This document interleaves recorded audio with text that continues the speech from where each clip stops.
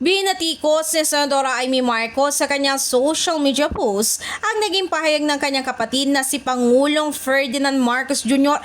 na malapit ang masampahan ng patong-patong na kaso si dating House Speaker Martin Romualdez. Dumating na tayo sa punto na ayon sa Ombudsman ay malapit na ang paghain ng patong-patong na kaso laban sa dating Speaker.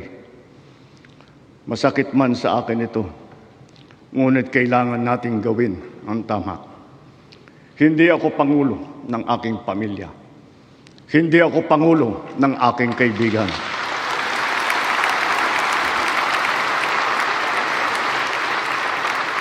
Ako ay pangulo ng Pilipinas at ang tungkulin ko ay sa inyo, ang aking mga kapwa Pilipino. Ayon kay Sen. Amy, tila nakakapagtaka lang daw kung gaano nga ba kabilis maghain ng kaso laban sa mga senador na tutol sa administrasyon ay gano'n naman kabagal ng hustisya mag-aproba at magrekomenda ng hatol para sa mga kilalang kaalyado ng pamahalaan.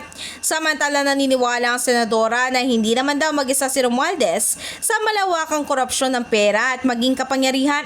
Anya, hindi raw si Romualdez ang simula at dulo dahil kung ito raw ang patuloy na iniipit ay ibig bang sabihin nito ay ang naturang dating House Speaker ang nagpatakbo ng mag-isa sa gobyerno. Sa uli nga nag-iwan ng isang matinding birada ang senadora. Anya, ano raw ang nangyari sa mahiya naman kayo remark ni Pangulong Marcos kayong mukhang ligtas pa rin naman daw ang mga walang niya. In the heart of changing lives, ako si Brigada Ann Cortas ng 105.1 Brigada News FM Manila, The Music News Authority.